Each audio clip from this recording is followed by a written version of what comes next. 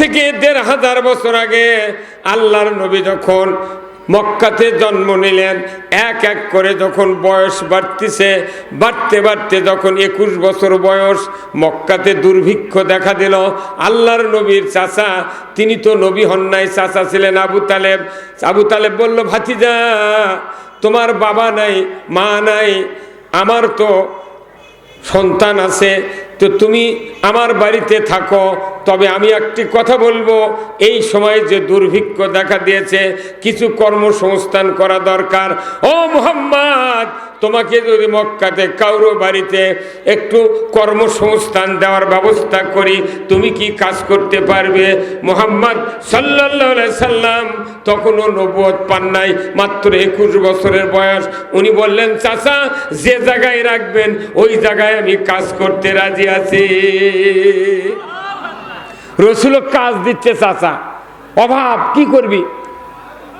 আল্লাহর নবী মুহাম্মদুর রাসূলুল্লাহ সাল্লাল্লাহু আলাইহি সাল্লাম বললেন, চাচা আপত্তি নাই, কাজের ব্যবস্থা করেন।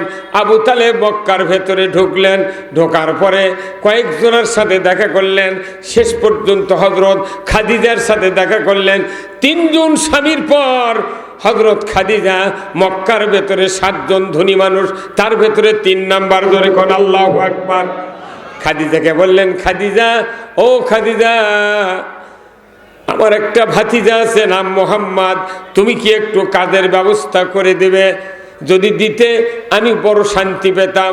খাদিজা বললেন, ও বাপজান, আপনার ওই ভাতিজাকে আমার সামনে হাজির করে দেন, আমি দেখব, যদি পছন্দ হয় আমি তাকে কাজ দিতে রাজি আছি।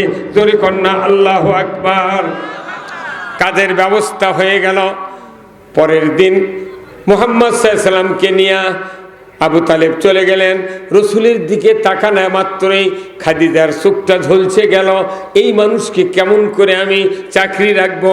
তারপরে অভাব, মুরব্বী বলেছেন আমি রাখবো। কয়েকদিন হয়ে গেল, চাকরি জয়েন হয়ে গেল, করে গেল। হঠাৎ করে খাদিজা একদিন সকালবেলা নাস্তার পর, আমার রসুল, আপনার রসুল তখনও নবী হন নাই, মুহাম্মদ ছাগল নিয়ে, দুম্বা নিয়ে মরুভূমি প্রান্তরে যায়। খাদিজা হঠাৎ করে জানালার দিকে বসে থেকে মুহাম্মাদের আচরণ দেখে। এই সন্তান, এই ছেলেটা আমার বাড়িতে আসার মাত্রই দুধ বাড়ল, দুম্বার বাচ্চা বাড়ল, ছাগলের ব্যবসায় উন্নতি হলো। এত চরিত্রবান এই ছেলেটা, এত সুন্দর চেহারা, এত কথা ভালো, এক আদর্শ দেখার জন্য সকালবেলা নাস্তা করে মুহাম্মদ সাল্লাল্লাহু আলাইহি সাল্লাম দুম্বা নিয়ে, ছাগল নিয়ে মরুভূমি প্রান্তরে যাচ্ছে। এমন সময় খাদিজা জানালায় বসে একটু চেহারা দেখছেন, দেখি মুহাম্মদ কেমন করে মরুভূমির ভেতরে ছাগল নিয়ে, দুম্বা নিয়ে যায়। জানালায় বসে থাকতে মুহাম্মদ সাল্লাল্লাহু আলাইহি সাল্লাম মরুভূমির ভেতরে ছাগল নিয়ে যখন নামিয়ে পড়লেন, দেখা যায় মুহাম্মদ সাল্লাল্লাহু আলাইহি সাল্লামের মাথায় কে যেন ছায়া দিচ্ছে, হাতে ছাতা নাই, মাথায় কাপড় নাই। রাস্তায় প্রচুর লোক, একটু ভিতরে নিয়ে না, থাক, ওখানে সিকিউরিটি গার্ড এমনি যা আছে, এই কজন ঠিক হলি ময়দান গরম হয়ে যাবে, কথা ঠিক কিনা? আমার ভাইরা, আমি আপনাদেরকে বলতে চাই, হযরত খাদিজা রাদিয়াল্লাহু তাআলা আনহা জানালে দেখে মুহাম্মাদের মাথায় ছায়া। সুবহানাল্লাহ। কে ছায়া দেয়? কারো হাতে ছাতা নাই, কে ছায়া দেয় দেখার জন্য। প্রথম দিন চলে গেল, দ্বিতীয় দিন চলে গেল, একই দৃশ্য। তৃতীয় দিনের বেলায় খাদিজা চিন্তা করলেন, আজকে আর জানালা থেকেই দেখবো না, আমি খাদিজা মরুভূমির ভেতরে গিয়া কে মুহাম্মাদের মাথায় ছায়া দেয় সচক্ষে আমি দেখতে পারবো। ধরে কন মারহাবা। হযরত খাদিজা মরুভূমির প্রান্তরে চলে গেলেন। আকাশের দিকে নজর করে দেখেন, বিরাট সূর্য, সূর্যের সামনে এক খণ্ড মেঘ এমনভাবে কে যেন সেট করে রেখেছে। মুহাম্মদ জোরে যায়, ছায়াও জোরে যায়, আসতে যায়, ছায়াও আসতে যায়। 1 সেকেন্ডের জন্য ওই মক্কার তীব্র সূর্যের তাপ রসুলের শরীরে লাগতে দেয় না। কি যোগ্যতা সম্পন্ন লোক! আমরা ছাতা ধরলে ঝড়ির মধ্যে ছাতা বাতাসে উল্টে যায়, তাই না? আর রসুলের হাতত ছাতা নাই, কাপড় নাই, ছায়া দিচ্ছে আকাশের মেঘ। এই মেঘ সেট করেছেন কে? চিৎকার দিয়ে বলেন কে? যে মানুষটা আকাশের মেঘ ছায়া দিল সেই মানুষ আমাদের নবী। সেই মানুষ গালায়, সেই মানুষের আদর্শ মানার কথা বললে মানুষ রাগ করে, কথা ঠিক কিনা? আমার রাসূল বলেছেন, মান আহাব্বা সুন্নতি ফাকাদ আহাব্বানি ওয়া মান আহাব্বানি কানা মাই ফিল জান্নাহ। আমার রাসূল বলেছেন, যে ব্যক্তি আমার সুন্নাহ ভালোবাসলো সে আমাকে ভালোবাসলো, আর যে আমাকে ভালোবাসলো সে যেন আমার সাথে জান্নাতে থাকলো। জোরে কন্যা মারহাবা। আমরা কি রসুলের আদর্শ মানতে রাজি আছি? কারা কারা দুহাত তুলে আল্লাহকে দেখান। লিল্লাহে তাকবীর, নারায়ে তাকবীর। আল কোরআনের আলো, দুনিয়ার মুসলিম, বাংলার মুসলিম, বগুড়ার মুসলিম, সারিয়াকান্দির মুসলিম, ফুলবাড়ির মুসলিম। লিল্লাহে তাকবীর। রসুলের আদর্শ মানবেন, নবীর সাথে জান্নাতে যাবেন। কি খারাপ লাগে? জান্নাত কি খারাপ জায়গা? আমার ভাইয়েরা, রসুল সাল্লাল্লাহু আলাইহি সাল্লাম তখনও নবী হন নাই। খাদিজা দেখতে পেলেন আকাশের মেঘ রসুলকে ছায়া দেয়।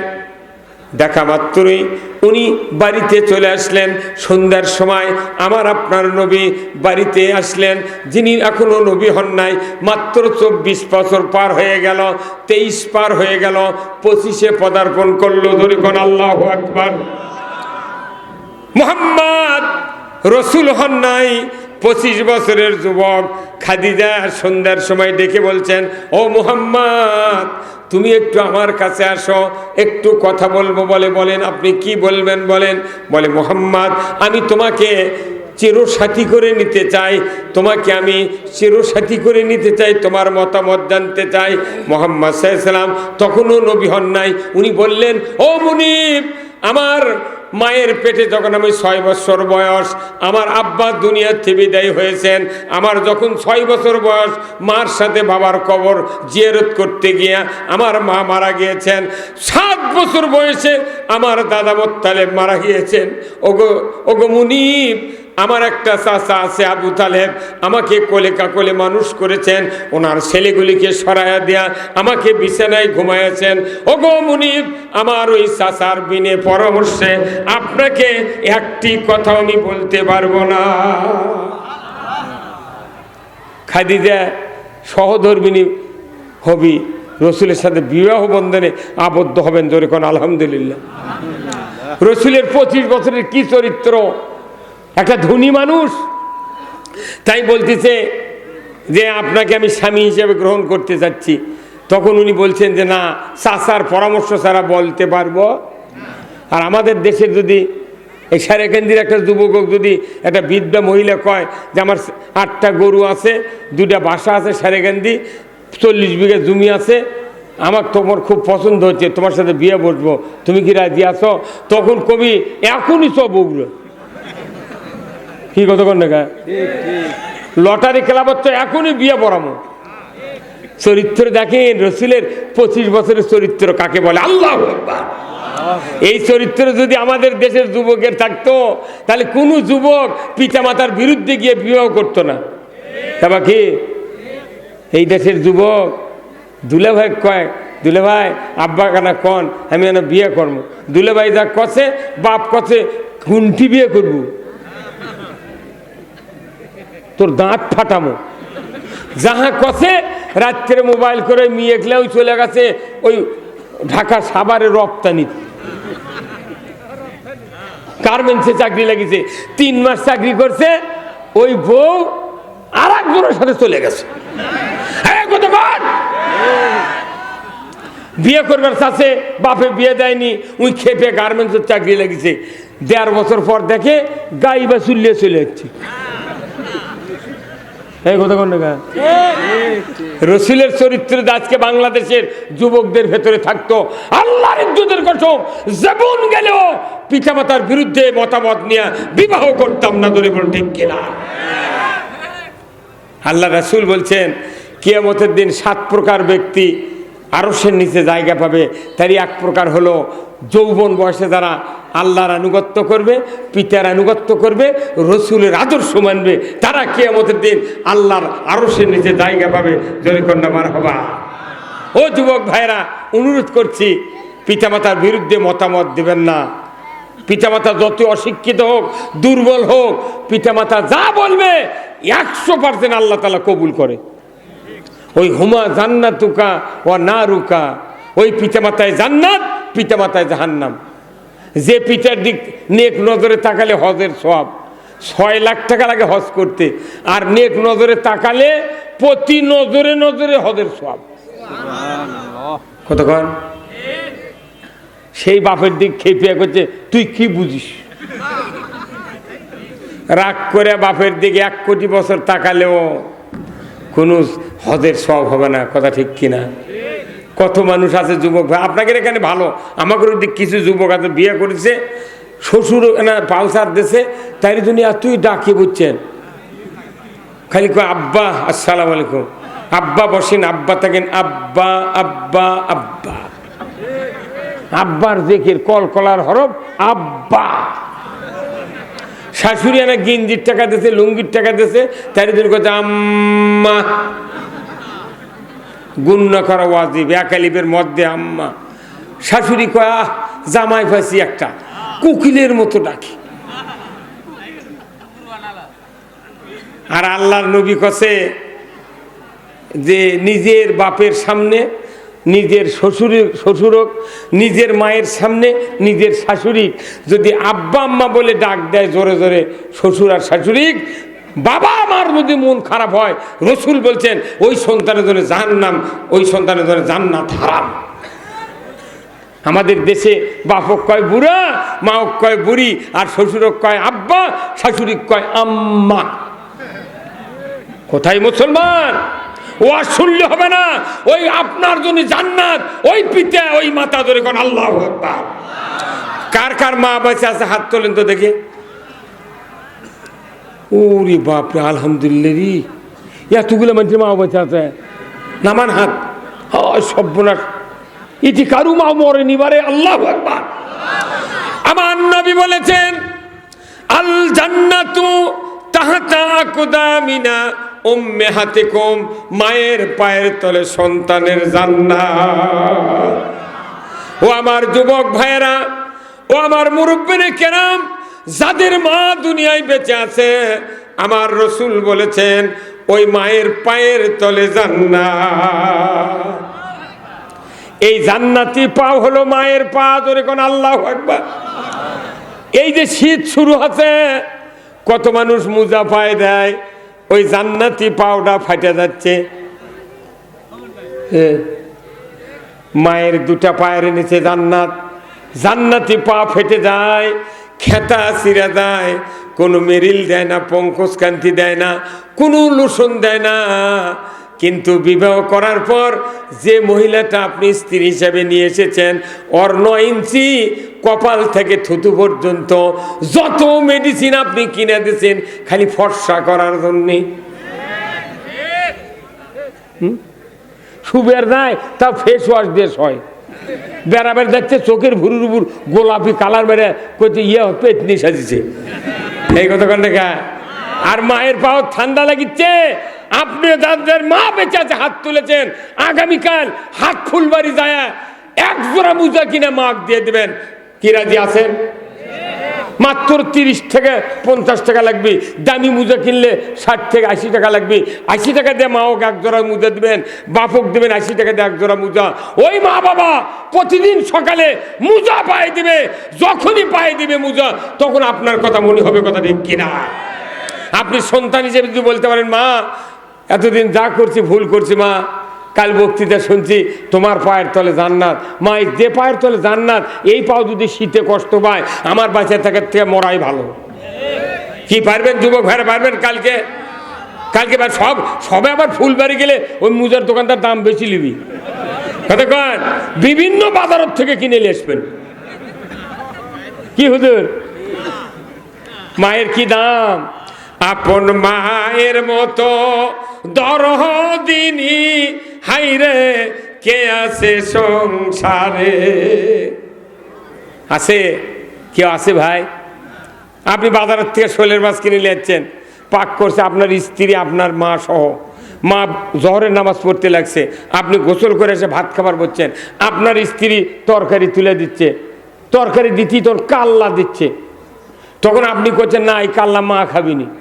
তখন আপনার মাও সালাম ফিরেছে নামাজের, সালাম ফিরে বলতেছে বাবা তুই খা, খালি আমার খাওয়া হবি। হে কতক্ষণ টাকা মা বলিচ্ছে তুই খালি আমার খাওয়া হবি। আচ্ছা কোন তো একটা লোক হাত তুলে জীবনে বউ কষে যে তুমি খালি আমার খাওয়া হবে? আরে শাশুড়ি তেল পিঠা, পাকান পিঠা ভাজার জন্য পাতিলোর তেলের মধ্যে পিঠা দিয়ে কষে মা আমি আসরের নামাজ পড়বে যাচ্ছি, তুমি এই পিঠাটা একটু তুলো। আগেকার যুগের মা বোনেরা মুড়ি ভাজুক, তেল পিঠা করুক, স্বামী মুরব্বীরা না দেওয়া পর্যন্ত একটা পিঠা মুখে দেয়নি, মুড়িও খায় না। যাহা শাশুড়ি ওই বেটার মুখ থেকে নামাজ পড়ে গেছে, আসে থেকে বেটার বউ মুখ লড়াচ্ছে, কোথায় কেমন তুই কি মুখ লড়াচ্ছ কে, খাচ্ছ নাকি? কোথায় আম্মা দেখলো মিষ্টি হতে নাকি? মা কারে বলে আহা, সেই মা চিনি না। মায়ের কাছে পাও ধরে মাপলেন, পঙ্কজ কান্তি পমেট কিনে দেন, মুজা কিনে দেন, মা দোয়া করবে, 100% দোয়া কবুল হবে। আপনি হুজুরের পাও তেল পীরক দিয়ে ডাব দিচ্ছেন, হুজুরক তেল মারিচ্ছেন, সবচেয়ে বড় পীর হলো আপনার মা বাবা। এই হাফেজে মাদ্রাসার যারা পড়ে, গরিব মানুষ যারা আছে, অশিক্ষিত মানুষ আছে, এরাই বেশি বাপ মাও ভালোবাসে। যারা শিক্ষিত লোক, ধনী মানুষ, বাপক বৃদ্ধাশ্রমে থুয়ে ওই লন্ডন যা বসে আছে। এই যে গত কয়েকদিন আগে ফেসবুকে দেখলাম ঢাকা বিশ্ববিদ্যালয়ের একটা প্রফেসর তাই বৃদ্ধাশ্রমে কাতরাচ্ছে। এক সাংবাদিক জিজ্ঞাসা করছে, স্যার আপনি কে এখানে, আপনার কি বাড়ি ঘর নাই?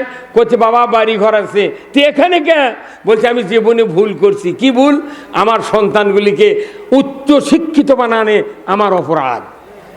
আপনি দেখেন এই গ্রামগঞ্জে যারা অশিক্ষিত লোক, যারা মূর্খ, যারা গরিব মানুষ, এরা বাপ মা কলুত করে পায়খানা সাফ করে।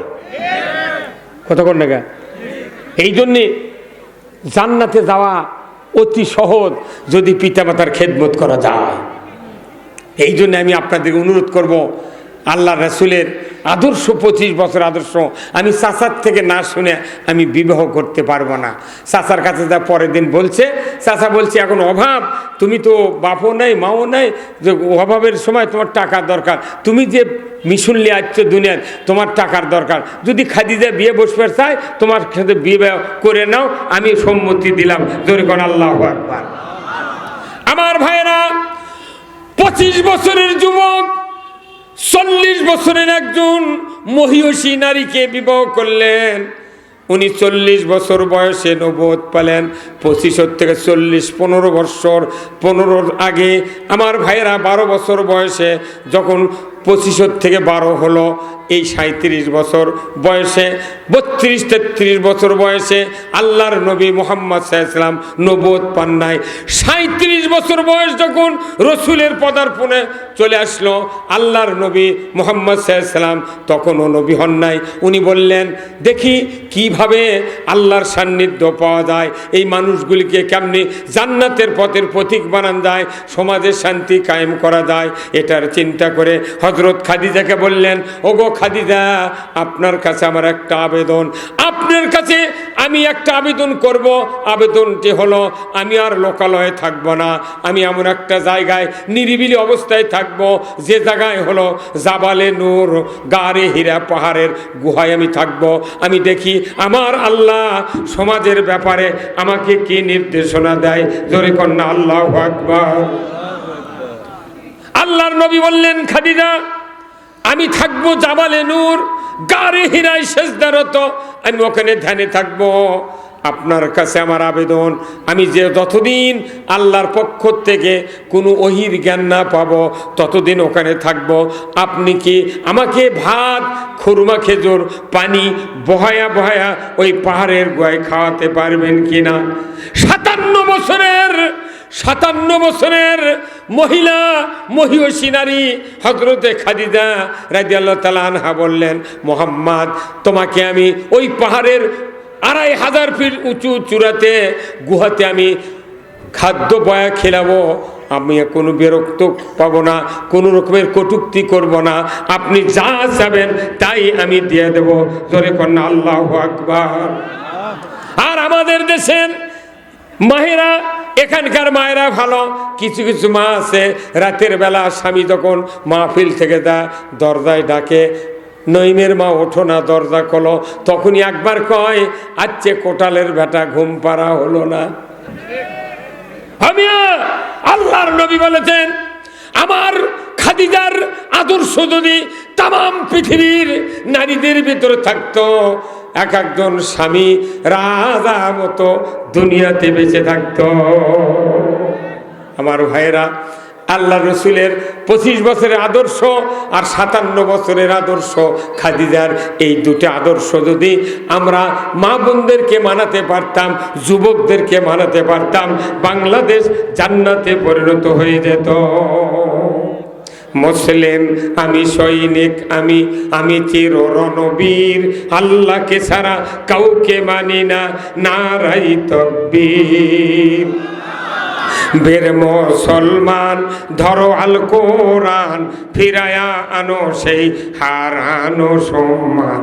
বীর মুসলমান নারাই তাকবীর, আল্লাহু আকবার, তোলো ধ্বনি ধরায়া রাখবার। বীর মুসলমান ধরো আল কোরআন, ফিরায়া আনো সেই হারানো সম্মান। বীর মুসলমান, আমরা বীরের জাত, যে আওয়াজ শুনে ওরে মুসলমান, ভয়ে কাঁপিত কাফের বেঈমান। জোরে কোন মারহাবা।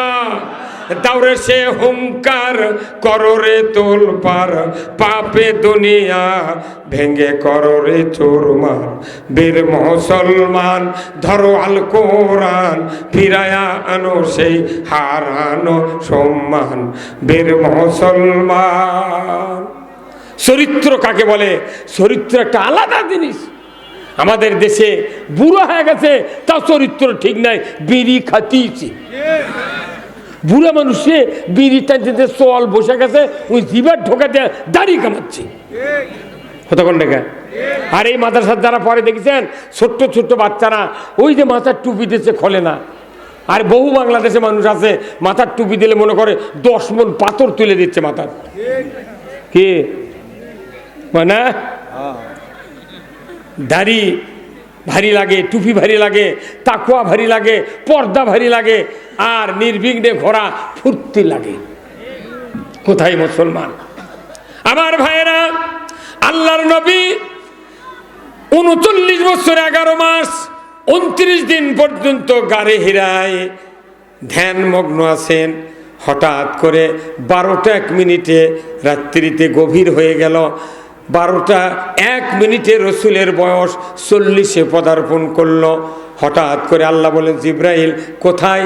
তাড়াতাড়ি করে লৌহে মাহফুজে আসো, আমার এখান থেকে সূরা আলাকের 5টা আয়াত নিয়ে চলে যাও মক্কার দূরে 4.5 মাইল দূরে গারে হীরা জাবালে নূর পাহাড়ের চূড়ায় 2500 ফিট উঁচুতে গুহার ভেতরে মুহাম্মদ সেজদায় আছে। আমি তাকে আজকে নবুয়ত দেব। ওই নবুয়তের 5টা বক্তব্য তোমাকে পৌঁছায় দিতে হবে। তারই 1 নম্বর বক্তব্য হলো, ইকরা বিইসমি রাব্বিকাল্লাযী খলাক। ভাইরা আমার, গভীর রাত 12টা 1 মিনিট আমার রসুল সেজদায় পড়ে আছেন। জিবরাইল আলাইহিস সালাম এসে গুহার কাছে দাঁড়িয়ে গেলেন। নূরের ফেরেশতা, সাদা পোশাক, কোনো কারেন্ট নাই, বাতি নাই, টর্চ লাইট নাই, সূর্যের আলো নাই, চন্দ্রের আলো, তারকার আলোর মাঝখানে হযরতে জিবরাইল দাঁড়িয়ে গেছেন। রসুল সেজদায় পড়ে আছেন। কিন্তু জিবরাইল যখন গুহার মাঝে মুখের ভেতরে যখন দাঁড়িয়েছেন, আল্লাহর রসুলের যিনি নবুয়ত পাবেন তার চোখের ভেতরে ঝলসে উঠেছে এমন ঝটকা আলোর লাগলো।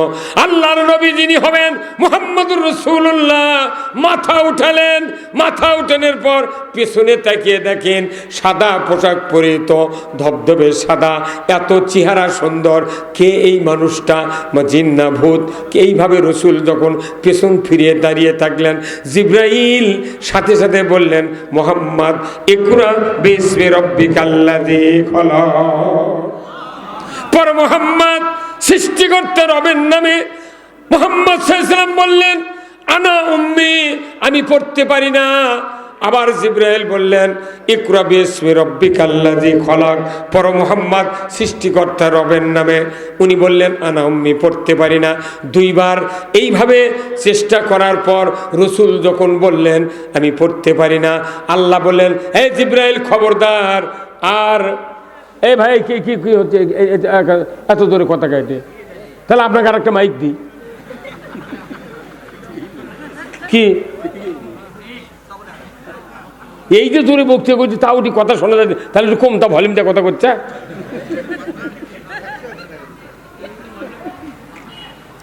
ভাইরা আমার, দুঃখ বেদনায় কলিজা ফেটে যায়। রসুলকে দুইবার জিব্রাইল চাপ দিলেন, পড়ুন মুহাম্মদ। আল্লাহর সহ্য হলো না, তৃতীয়বার বলার জন্য জিব্রাইল আলাইহিস সালাম প্রস্তুতি নিচ্ছেন। আল্লাহ ধমক দিয়ে বললেন, জিব্রাইল খবরদার, কার সাথে তুমি পেশার দাও?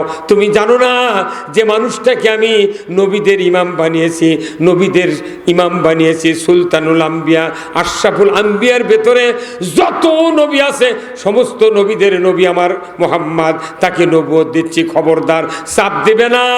তোমার বুকটার সাথে মিলিয়ে ধরো, আমি নিমিষের ভেতরে তোমার বুকের 5টা কথা রসুলের বুকে পার করে দেব। ফটোস্টার মিসিং চেনেন? ফটোস্টার মিসিং চেনেন না ভাই? সারাকেন্দি নাই, ফুলবাড়ি হাট নাই, এইভাবে পর্দা আলোক করে এই পোস্টাল যদি ফটোকপি করেন, এটা উল্টো করে এবার উপর করে দিয়ে এটি ঠাঁচি মারে, তখনই দেখা যায় মিশিং। আল্লাহর নবীকে কোরআনের আয়াত ফটোকপি মেশিনের মতো বার করে দিলেন কে? ওই ফটোকপি মেশিন, ওই চিন্তা দেখে তৈরি করা হলো। আমার ভাইয়েরা, আল্লাহর নবীর বুকের ভেতরে এমন একটা পার্স আল্লাহ দিয়ে দিলেন, শুনলে মুখস্থ হয় আর জবানে পড়া লাগে না। আমার ভাইয়েরা, ইকরা বিসমি রাব্বিকাল্লাযী খলাক। পর মুহাম্মদ সৃষ্টিকর্তা রবের নামে কোরআন শরীফ পড়ার কথা এখানে বলা হলো, আল্লাহর কালাম পড়ার কথা বলা হলো। বলুন তো ও আমার ভাইরা, কোরআনের ভেতরে মসজিদ, মাদ্রাসা, নামাজ, রোজা, হজ, যাকাত, জিকির, আজকার কত আয়াত আছে? কোনো আয়াত প্রথমে আল্লাহ নাজিল করলেন না। আল্লাহ নাজিল করলেন পড়ার আয়াত, যে ইকরা বিসমি রাব্বিকাল্লাযী খলাক। বাংলাদেশে যত কওমি মাদ্রাসা আছে, যত হাফিজিয়া মাদ্রাসা আছে, এই মাদ্রাসাগুলিতে কোরআন শরীফ যেভাবে পড়া হয়, ওই কোরআনের নাজিলের প্রথম আয়াতটা ইকরা বিসমি রাব্বিকাল্লাযী খলাক, এই যে আয়াতটা তামাম বাংলাদেশে হাফিজদেরকে প্রথম আয়াতটা তেলাওয়াত করার জন্য এত ব্যবস্থা করা হয়েছে মাদ্রাসায়। আমি ভাইয়ের আপনাদেরকে অনুরোধ করব, এই কোরআন তেলাওয়াতের জন্যে যত হাফিজেরা সময় দেয়, যত সময় লাগায়, যত ভাত দেন আপনারা, যত চেষ্টা করেন, ধান দেন, চাল দেন, কিয়ামতের দিন তাদেরকেও সুপারিশ করে ওই হাফেজ আল্লাহর জান্নাতে দিয়ে দেবে। ওই হাফেজ আপনার সুপারিশ করবে। 10 জন মানুষকে একটা হাফেজ সুপারিশ করবে। তাই 5টা গ্রুপ। 1 নম্বর গ্রুপ হলো পিতামাতা, 2 নম্বর গ্রুপ হলো দাদা দাদি, 3 নম্বর হলো শ্বশুর শাশুড়ি, 4 নম্বর হলো নানা নানি, 5 নম্বর হলো কমিটির লোক একজন, আর শিক্ষকদের মধ্যে একজন। তাহলে কয়জন হলো? 10 জন। এই 10 জনের কিয়ামত পর্যন্ত এই মাদ্রাসার যত হাফেজ হবি, এই যে 12 জন হাফেজ দেওয়া হলো, এনাদেরকে যে আল্লাহ মৃত্যু পর্যন্ত হালাল হালাল জানায়, হারামকে হারাম জেনে যদি তাদেরকে এই দুনিয়াতে বেঁচে রাখেন, আমার রসুল বলছেন 12-10 কত হয়? 120 জন জাহান্নামী লোককে আল্লাহ সুপারিশ করে জান্নাতে দেওয়ার তৌফিক দিবে। দেখুন আল্লাহু আকবার। এই হাফেজ যারা হলো, এদের কত মর্যাদা। এনারা যখন রাস্তায় হেঁটে যান, তখন সহমতের ফেরেশতা তাদের পায়ের নিচে পাকা বিছে দেয়, আর তারা ভিক্ষা করে মাদ্রাসা করিচ্ছে। এই কত টাকা ভিক্ষা করে যদি মাদ্রাসা করা লাগে, তাহলে এরা 2 বছর ভিক্ষা করুক, প্রাইমারি কলেজ বিশ্ববিদ্যালয় ওরা আবার 2 বছর বেতন এরকম দিয়ে ওরা আবার ভিক্ষা করুক। কিন্তু তাই করে বাংলাদেশের, এরকম দিয়ে মরা ধোয়ায়, জানাজা করায়, কাপন কাটায়, তারাবির ইমামতি, জুম্মার ইমামতি, কবরত নামায়, যত দোয়া দরুদ, বাড়ি সাপ, ঘর সাপ মোট করে নেয়, আবার এরকম দিয়ে ভিক্ষাও করে নেয়। লাভটা কি? এদেশে 27% ইমানদার, সেই দেশে হাফিজা মাদ্রাসার সোনার টুকরা ছাত্ররা যাদের পায়ের নিচে ফেরেশতা পাখা বিছিয়ে দেয়, তাদেরকে বাংলাদেশে আর ভিক্ষা করতে আমরা কাউকে দেব না। কথা ঠিক কিনা? এতগুলো মানুষ আছেন, এই মাদ্রাসার বয়স হলো 20 বছর। একজন মানুষ হাত তুলে আমাকে বলেন তো যে অমুক বছরে 2 মণ ধান মাপে ভ্যানত করে লেছে মাদ্রাসার উপর দিয়ে দিছি, এমন একটা লোক হাত তুলে দেখান তো। 2 মণ ধান মাপে মাদ্রাসার দিয়ে গেছি। হ্যাঁ, 12 বার চাই দেয় না কি? না চাউল চালে কয়ে ওর কি জন্যে মা বোনদেরকে অনুরোধ করব, এখানে 10,000 হ্যাঁ 10,800 কেজি চাল লাগে। এখানে কমপক্ষে 4,000 মহিলা আছে, তারও বেশি, 5,000 মায়েরা আসছেন। মা, ও মা, খাদিজার উত্তরসূরি মা, রহিমার উত্তরসূরি মা, আপনাদের ব্যাপারে বক্তৃতা করব মা। আল্লাহ আপনাদেরকে জান্নাতুল ফেরদাউসে দিয়ে দিবে, তোরে কোন আমিন। যত মা বোনেরা আছেন আজকের মহিলা প্যান্ডেলে, আপনাদের হাতে টাকা চাবি নাই, কোনো তেলের চাবি নাই, কোনো কিছুর চাবি নাই, কিন্তু চাউলের চাবি মা বোনদের হাতে। কিসের চাবি? চাউলের চাবি। ও আমার মায়েরা, 5,000 মা বোনেরা যদি থেকে থাকেন, একজন মা যদি 1 কেজি করে চাল দেন, তাহলে 10,000 কেজি চাল। কত টাকা? 1 বছরে 1 কেজি করে ওই মা বোনেরা যদি চাল দেয়, তাহলে 10,000 কেজি চাল। 5,000 মহিলা আছে, তাহলে 5,000 কেজি, 5,000 কেজি কত হয়? আর 10,800 কেজি লাগে চাল। এখানে যারা বসে আছেন, আপনারা কি 2.5 কেজি করে চাল এই মাদ্রাসায় দিতে পারবেন না? ইনশাআল্লাহ। এই চাল কিয়ামতের দিন নেকিতে আল্লাহ পরিণত করে দেবে। সুবহানাল্লাহ। চাল অভাবে তারা যদি খাইতে না পারে, তাদের মেধা থাকবে না, হাট করার টাকা না থাকে, তাদের বেন শার্ট থাকবে না, তাদের ডিম খাওয়া দরকার। একজন সাধারণ ছাত্র প্রাইমারি পড়তে, হাই স্কুল পড়তে যে ব্রেন খরচ হয়, তার চেয়ে 100 গুণ ব্রেন কোরআন পড়তে খরচ হয়। কথা ঠিক কিনা? কত মানুষ হাই স্কুলত পড়ে, কলেজত পড়ে, প্রাইমারি পড়ে, 20 বছর হয়ে গেছে বয়স, তাও দোয়া কুন্নুতের 1 আয়াতই মুখস্থ করে পারেনি। আর পিচ্ছি সোলপোল দোয়া কুনুত কত কোরআনের আয়াত মুখস্থ করেছে। তাহলে এই শক্তিগুলা তাকে খাদ্য না দিলে হবি ভাই? তাহলে আপনারা কি এই আগামী 1 বছরের জন্য যে কয়জন ভাই এখানে আছেন, আপাতত 2 কেজি চালের দাম, যখন চাল নামে তখন 50 টাকা কেজি। 2 কেজি চালের দাম কত? 100 টাকা। যতগুলো মানুষ আছেন 100 টাকার চাউল 2 কেজি কিনা পলিথিন করে মাদ্রাসা দিতে পারবেন না? হ্যাঁ, কি পারবেন? 1 কেজি চাল বারে 1 কেজি, এটা ব্যাপারই নয়। 1 কেজি চাল যদি আপনারা দেন, এখানে কমপক্ষে 3,000 লোক আছেন, 3,000 লোকে 1 কেজি, তাহলে 3,000 লোক 3,000 কেজি, আর ওনারা দিলেন 5,000 কেজি, তাহলে কত হলো? 8,000। তাহলে 2 বার যদি ওনাদের চাউল চড়ায়, যখন মুষ্টি তোলে, তখন একটা মাসে চাউল তুললে ব্যাপারই লয়। বছরে লাগিচ্ছে 10,800 কেজি, আর বছরে লাগিচ্ছে 10,800, তাহলে 12 মাসে যদি ওনারা খালি মুষ্টি তোলে, প্রতি মাসে 1 কেজি করে চাউল মাদ্রাসা পাবি। মুসলমান যদি বুঝতো, আমাদের এই মাদ্রাসাগুলো চালান কষ্ট হতো না ভাই, খুবই কষ্ট করে। আপনারা দেখলেন দিব্যি চোখে 12টা হাফেজ হলেন, ধরে কোন আল্লাহু আকবার। আল্লাহর বান্দারা এখানে যারা আছেন, আমি অনুরোধ করব, আল্লাহর বান্দারা একটু হাতটা উঠান তো আল্লাহর দরবারে। লিল্লাহি তাকবীর, লিল্লাহি তাকবীর। আল্লাহ যে বান্দার হাত তুলেছেন, আল্লাহ আপনি দেখেন এই হাত দেওয়া সংসারে যা করবে, আল্লাহ আপনি বরকত দিয়ে দেন। আল্লাহ তাদের কর্মকাণ্ডের জন্য সংসারে উন্নতি দিয়ে দেন। ধরে কোন আল্লাহু আকবার। ভাই আল্লাহু আকবার। এই হাতটা না চোখ মুজে না পকেটে ঢোকান তো, যার যা পকেটে যা একটু এনে দেন, ছেলে ফেলে যাচ্ছে এখনই আপনাদের সামনে ব্যাগ নিয়ে যাবে, যার যা আছে পকেটে দিবেন আর সিদ্ধান্ত নেবেন আমি আগামী 15 দিনের মধ্যে যখন আমনের ধান সেদ্ধ করে চাল বাড়াবে আমি 2 কেজি চাল মাদ্রাসার দিয়ে দেবো। আল্লাহর ইজ্জতের কসম আপনাকে আল্লাহ জান্নাতের মেহমান বানায় নেবে। জোরে কোন আল্লাহু আকবার। খুব তাড়াতাড়ি ভাই একটু রুমাল্লে ঢোকেন, এলাকার ছাত্র যারা আছেন ঢোকেন, আমরা আল্লাহর দরবারে দোয়া করব আল্লাহ তাআলা যেন আর যারা আছেন বিশিষ্ট ব্যবসায়ী, প্রধান অতিথি, বিশেষ অতিথি তারা কিছু দিবেন। 10,000 20টা চাতাল আছে, হ্যাঁ আশেপাশে 20টার উপরে চাতাল আছে। তে চাতাল আছে, চাতালারা 2.5 মণি 1 বস্তা করে দিলি তো আপনার কাম সারা। আচ্ছা আমি দোয়া করে দেবেন চাতাল আল্লাহ জন্য, আল্লাহ চাতাল ব্যবসায়ীদেরকে আল্লাহ চাতালে তুমি বরকত দিয়ে দাও। জোরে কোন আমিন, জোরে বলুন না আমিন। আসুন খুব ভাই খুব তাড়াতাড়ি যারা একটু দিবেন 500 টাকা 100 টাকা 1000 করে, আগামী দিনে আরও কিছু সদস্য দরকার আছে।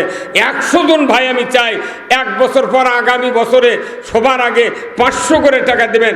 100 জন লোক চাই। আল্লাহর কোন কোন বান্দা আছেন খুব তাড়াতাড়ি হাত তোলে 500 টাকা আজই নিয়ত করবেন, আগামী বছর সবার আগে দিবেন, আপনার পুরো সওয়াব লেখা হবে। জোরে কোন আল্লাহু আকবার। খুব তাড়াতাড়ি ভাই আমি আপনাদের সৌজন্যে আমিও 500 টাকা আগে দিয়ে দিলাম।